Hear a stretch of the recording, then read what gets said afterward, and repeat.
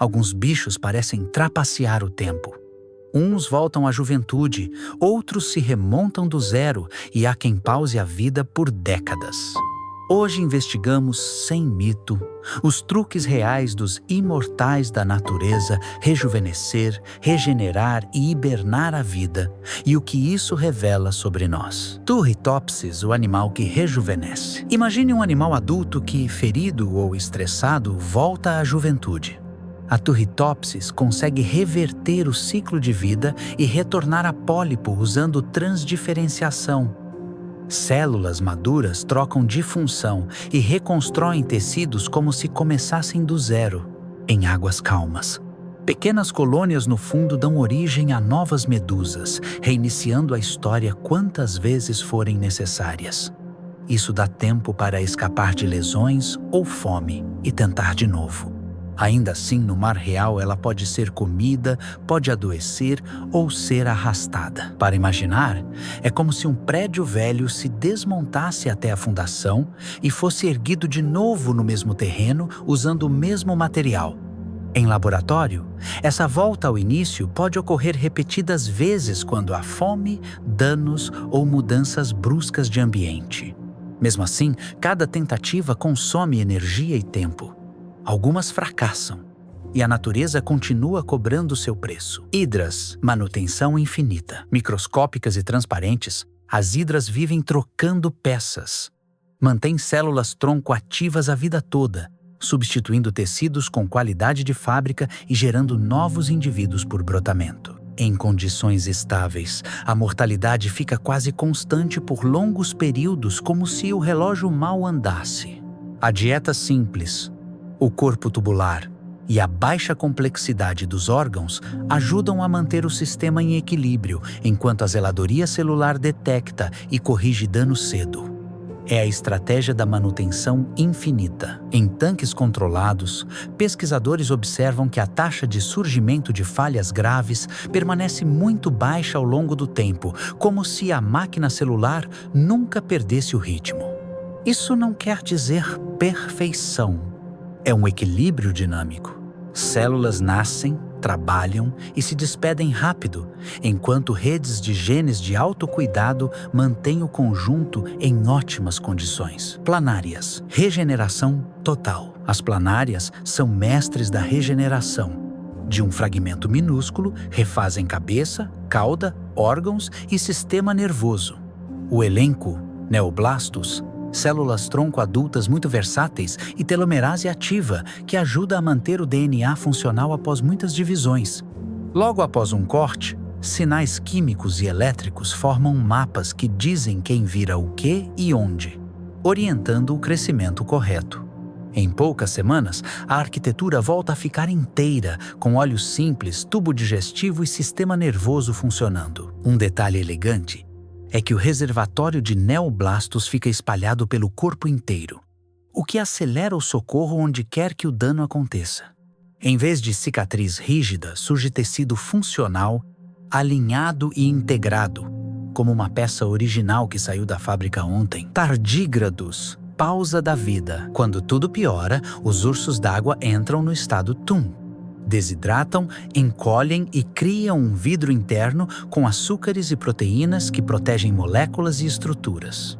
Algumas espécies produzem DSUP, proteína que ajuda a blindar o DNA. Nesse modo, o metabolismo cai a um sussurro e os animais suportam frio intenso, calor curto, radiação, vácuo e pressão fora do comum. Basta a água voltar e, com calma, o organismo reativa processos, conserta o que quebrou e retoma a vida. Fora do TUM, porém, são bichos comuns. A química protetora age como uma embalagem amortecedora que impede que proteínas e membranas se desfaçam durante a seca. No retorno da água, a reativação é gradual. Primeiro, a estrutura básica, depois o metabolismo. Por fim, a locomoção. Essa orquestração passo a passo reduz erros e dá ao animal uma chance real de retomar a rotina. Rotíferos bedeloides secam e acordam. Esses micro-organismos de água doce secam por completo e, quando a água volta, acordam. Às vezes isso acontece após muito tempo no musgo, no solo ou em cascas de líquen. Na secura, o DNA racha.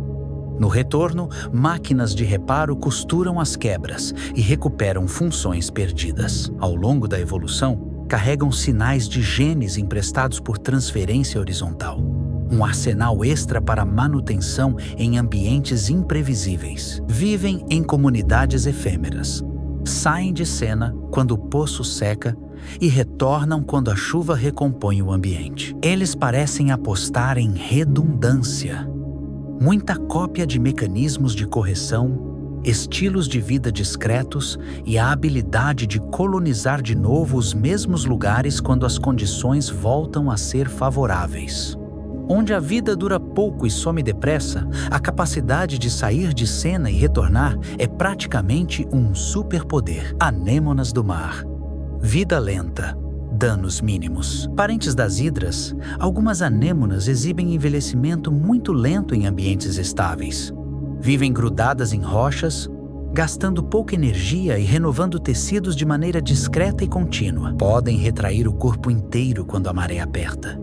Voltam a expandir os tentáculos para capturar alimento quando as condições melhoram. O segredo é um estilo de vida econômico, sem pressa, com pouca aventura e muita paciência. É a filosofia devagar e sempre. Não esticar demais, evitar ferimentos e manter o motor básico. Quando um tentáculo se machuca, o conserto acontece a céu aberto, em contato com a água do mar, sem grandes cerimônias. A simplicidade do plano corporal, aliada ao hábito de ficar ancorada a uma pedra, reduz choques e economiza energia. Ouriço vermelho do Pacífico. Séculos com economia. O ouriço vermelho pode ultrapassar 1 ou 2 séculos mantendo reprodução e vigor por longos períodos. Em florestas de algas frias, ele se alimenta com regularidade e enfrenta poucos predadores adultos. Metabolismo econômico, reparos eficientes e um esqueleto externo que cresce devagar explicam como o tempo passa e ele segue funcional. A carapaça guarda um registro de crescimento e os espinhos são renovados com parcimônia, como uma frota de carros que recebe manutenção constante. Em épocas de escassez, reduz a atividade, come menos e espera a floresta de algas se recompor. Essa paciência energética evita picos de desgaste e alonga a vida útil de cada peça. A estratégia não é brilhar. É durar. Esponjas e corais negros. Milênios em câmera lenta. Em águas frias e profundas, há esponjas vítreas e corais negros com estimativas de séculos a milênios. Crescem lentíssimo, armazenam pouco dano e trocam partes com regularidade discreta. Como não têm órgãos complexos e operam com fluxos de água constantes, podem manter células úteis por muito tempo e substituir as gastas sem trauma. A vida em câmera lenta poupa energia e reduz erros. Isso permite que formações inteiras contem a história do mar com suas camadas, como anéis de árvores. Ao crescer camada sobre camada, essas estruturas criam um arquivo natural do oceano. Registram mudanças de química da água ao longo de eras. O ritmo parcimonioso reduz problemas de reparos apressados e dá tempo para substituições seguras. Tubarão da Groenlândia, o vertebrado paciente. Esse tubarão cresce devagar e o metabolismo é quase parado. Em mares gelados, com poucos predadores naturais, a economia de energia é a regra. Gastar pouco prolonga a vida. Estudos apontam idades de vários séculos para alguns indivíduos. Um feito raro entre vertebrados. Quando o ambiente não exige aceleração e o corpo é conservador, cada ano extra se soma sem cobrar a mesma fatura que cobraria de um nadador veloz. O frio constante atua como um freio metabólico, e a espécie raramente precisa de explosões de velocidade. Sem perseguições arriscadas e sem lutas frequentes, o corpo acumula menos pancadas ao longo do século. A conta fecha com folga. Menos gasto, menos dano, mais tempo. Árctica islândica, o molusco de 500 anos. O famoso indivíduo apelidado de Ming ficou conhecido por ultrapassar 5 séculos. Esses bivalves vivem enterrados em águas frias, com rotina mínima e tecidos que acumulam pouco dano. O crescimento dos anéis na concha registra a passagem do tempo. Revela como a estabilidade de temperatura e salinidade favorece vidas longas. Quando o ambiente permite baixa turbulência, dá para alongar a história em silêncio, como quem escreve um diário com uma linha por ano. É como se o animal vivesse num mosteiro submarino, repetindo a mesma rotina silenciosa temporada após temporada.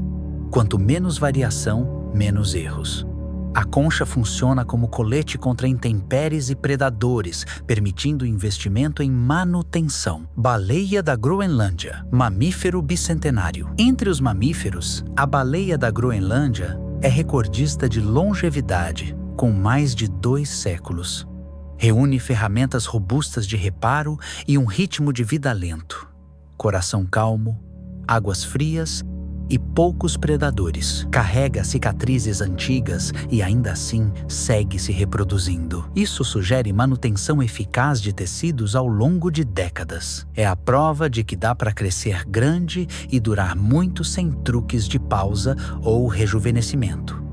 Basta administrar bem os gastos e as ameaças. O tecido adiposo espesso protege do frio e guarda energia para longos períodos. Isso reduz emergências metabólicas. Com migrações calmas e sociabilidade discreta, a espécie vai somando décadas em mares onde a pressa raramente ajuda. Estrelas do mar e axolotes.